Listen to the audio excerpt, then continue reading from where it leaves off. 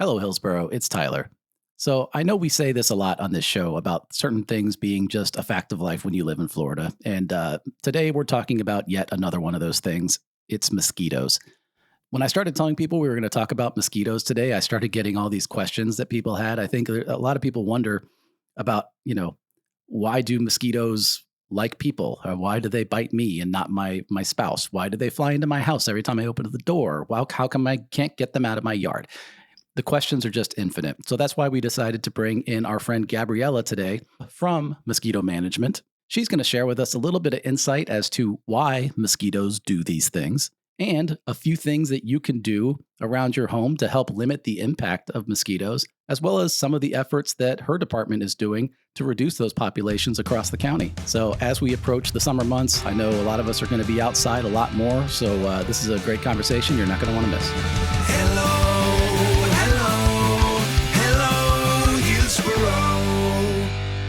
Hi, Hilary.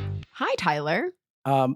We've been putting off talking about this for a while, but there's a mosquito in the room where we record podcasts. Just living here?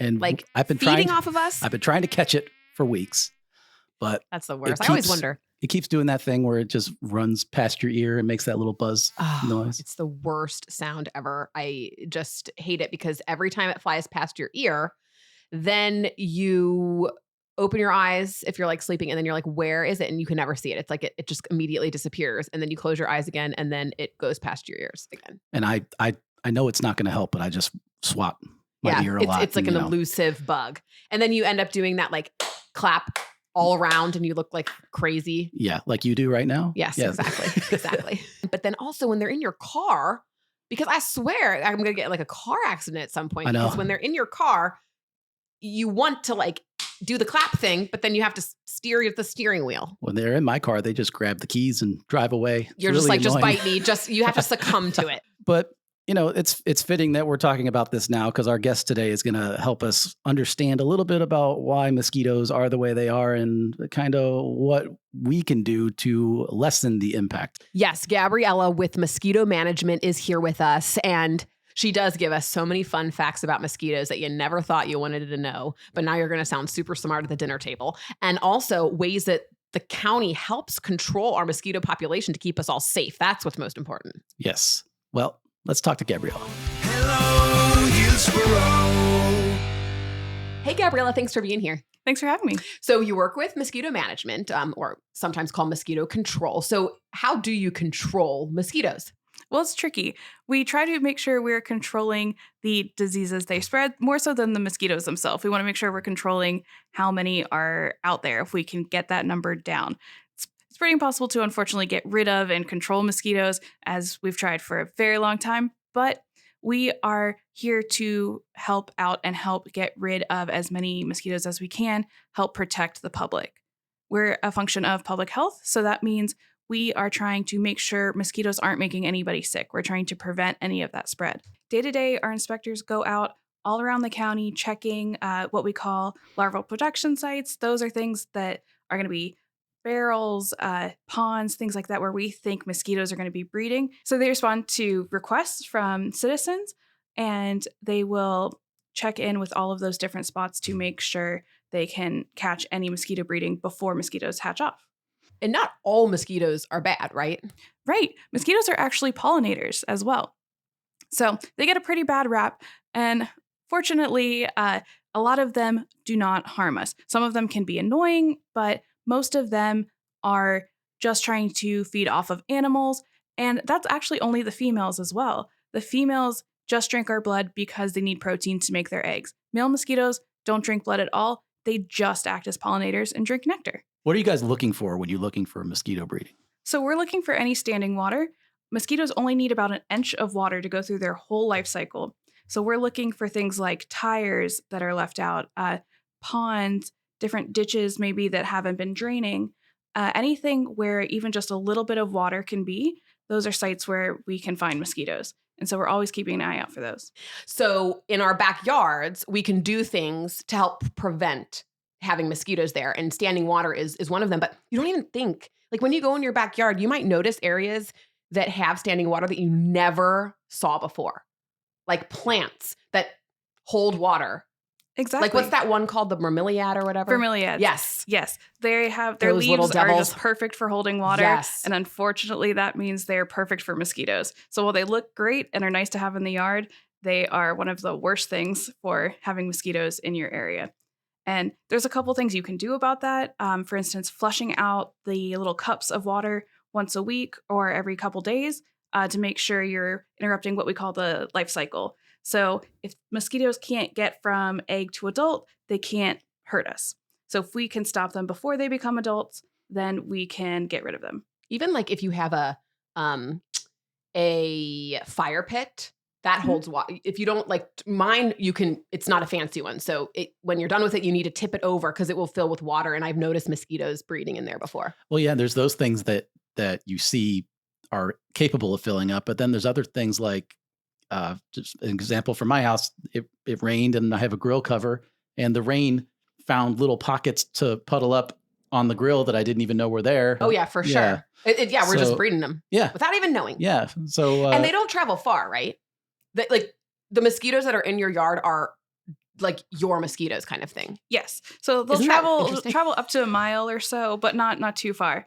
There are some types of mosquitoes that can go for miles and miles, but those are ones you're going to find near the beach. So if it seems like the mosquitoes are kind of chasing you around the mangroves or around the beach, those are the more aggressive mosquitoes species. But it does sound like it's worth it to keep an eye on our neighbors as well, because like if my neighbor's not doing these things, I'm going to be dealing with mosquitoes. Agreed. We got to go to their yards. Be like, excuse me, can I just check to see if there is any standing water back here? Well, if we're going to do that, we should probably make a list about all the stuff we've learned on here.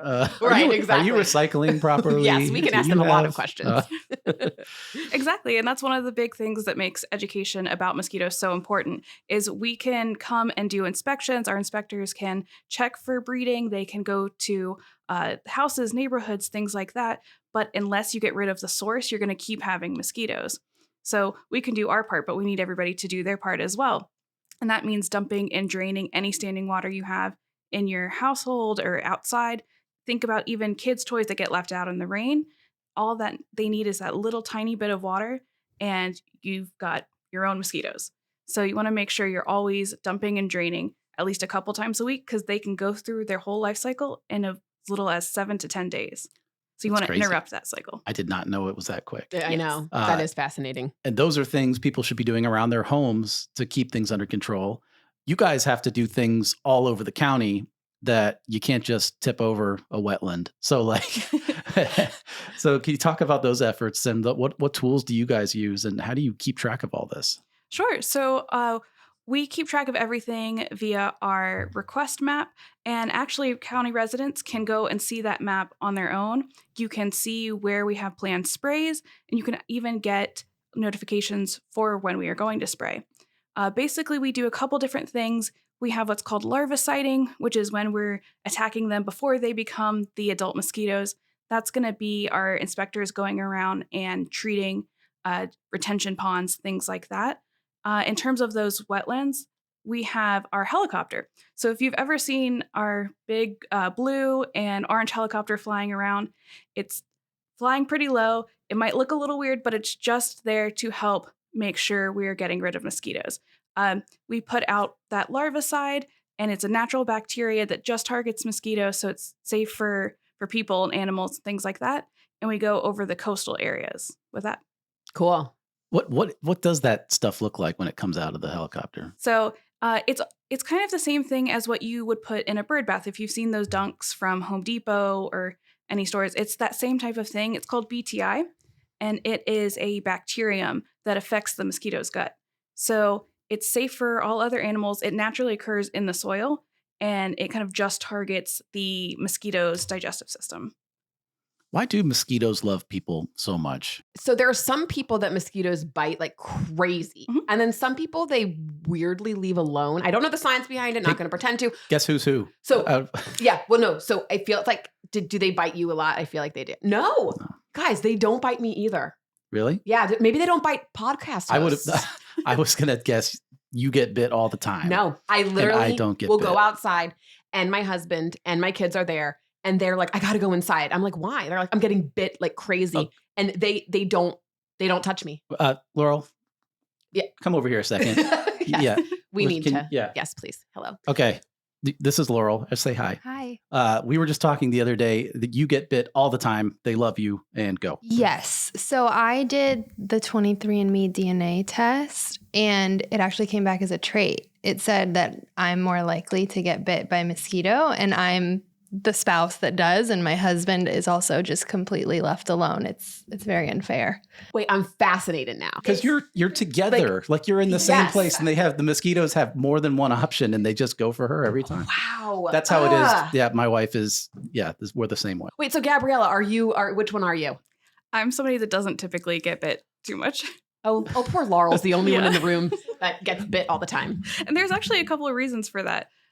Mosquitoes are really attracted to the air we breathe out, that carbon dioxide. We actually use it in our traps. So we use dry ice in our traps. To help gather the mosquitoes to study. So we have that that carbon dioxide that we're breathing out. That first attracts them. They're attracted to our heat. They can be attracted to the detergent we use, how much we're sweating, if our feet stink, all kinds of different reasons. Wait, I'm like floored. Take a minute. Wait, so I get to tell my husband like his feet stink and that's why they bite him? Well, let's say it a little nicer than that for the Not husbands out necessarily. there. Let's not encourage everyone to go home and do that. What changes? Like, how many different types of mosquitoes are there? What are the differences? I mean, And that's what's cool about mosquito management is like they have a whole lab there. Like you said, like, can you tell us more about that and then answer Tyler's question? Sure. So You like how that happens? Just leapfrog me. So we're in the process of building our insectary. That means we are raising our own mosquitoes. Now, we're not doing that because we want more mosquitoes, but we're just doing that so that we can study them. We can test how effective our products are that we're using to get rid of them, because we want to make sure we're putting out the right amount of product. We don't want to put out too much because then the mosquitoes get too used to it and we can see things like resistance. And we don't want to put out too little for the same reason. So we want to make sure we're getting just the right amount and we don't want to use more than we need to. And in that insectary, we raise different species, especially species that we're concerned about from a public health standpoint. And in terms of species, there are about 45 to 50 different species in Hillsborough County alone. Oh, wow. I thought you were going to say the whole world. No, much more than that in the world, unfortunately.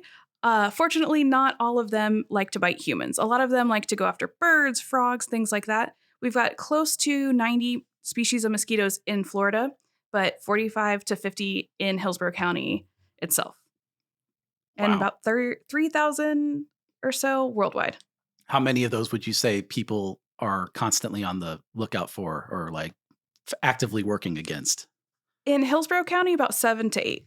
So Okay. not too many. We're fortunate that a lot of them are more nuisance than health concerns.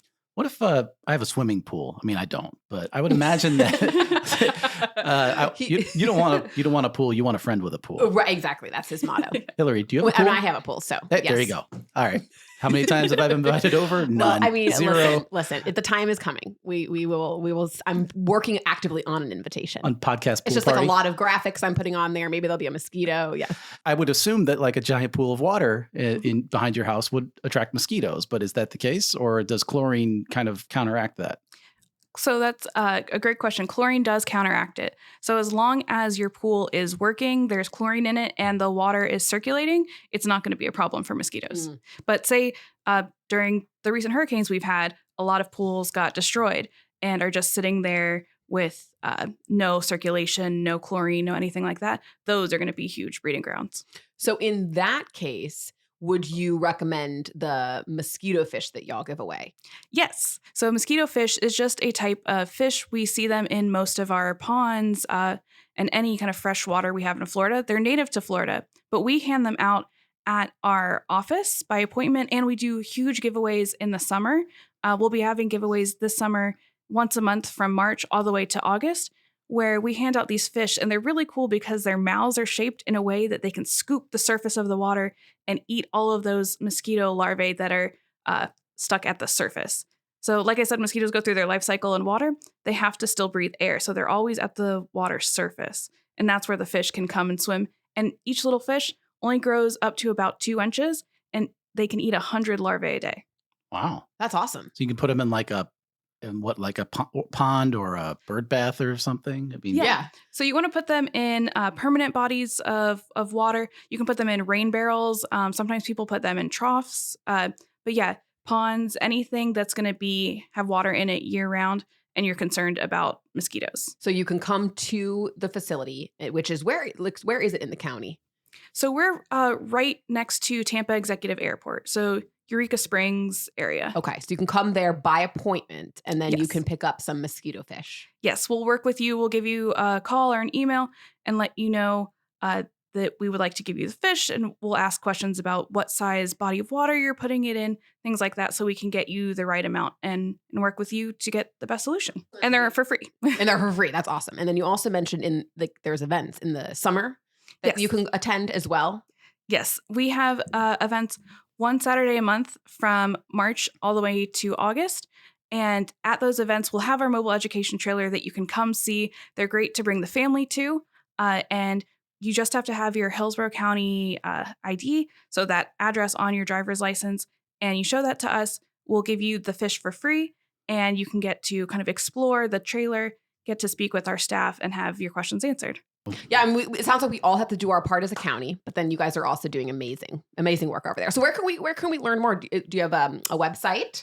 Yes. So we're part of the Hillsborough County website in general. We have, you can find us at hcfl.gov/mosquito. And we've got tons of great information there if you're interested in ways to prevent mosquitoes, if you're interested in putting in spray requests. You can even put in requests for inspection and requests to be notified anytime we do our spraying. And all of that can be found at hcfl.gov/mosquito. awesome. Thanks so much, Gabriella. Thanks so much for having me. Hello, Hillsborough. All right. Well, that was a lot of information. So what are you going to do when you get home to help solve this problem? Well, first, I'm going to go out into my backyard and my front yard and check out all of the places where there could be standing water, because I already know in my brain that there are places that have standing water that I'm going to dump out and stop breeding mosquitoes, because I definitely think I have a mosquito problem. Yeah. And I think I don't check my yard often enough. I know that. So I think just being a little more consistent with keeping up with some of these things is probably the best thing to keep them out of your daily routine. Yeah, I totally agree. These are things that we don't think about on a daily basis, but they can really help. And we got to tell our neighbors as well. And we kind of talked about this early on. We think of mosquitoes. The first thing I think of is how annoying they are and they bite you and stuff. But I'm glad we talked about kind of the greater threat that they can pose. Yeah. If we let them get out of control. Well, and I think what Gabriella talked about is, yes, that greater threat, if we let them get out of control, how, they can spread disease, but then also how important they are to our environment with, pollinating and being part of our ecosystem. So they're kind of one of those things where we need them, but we also need to control them as well. Yeah. Well, at least we know where to start now. Exactly. And I'm glad we got to bring Laurel in on this one. She's usually in the room when we record, but we don't make her talk. But, I know. Yeah, she's always sitting in our little corner over there, taking notes, taking pictures. Make sure we behave ourselves. She's like our little babysitter over there. Well, since our show is called Hello Hillsborough, we don't say goodbye here, but what we do say is thank you so much for listening. However you spend your day, we really appreciate you taking the time to listen. Remember to click that subscribe button so you never miss a new episode. And be sure to follow your favorite county on social media. We are at Hillsborough FL on all the platforms. And for more information on everything Hillsborough County, visit hcfl.gov. I'm Hilary. I'm Tyler. Until next time.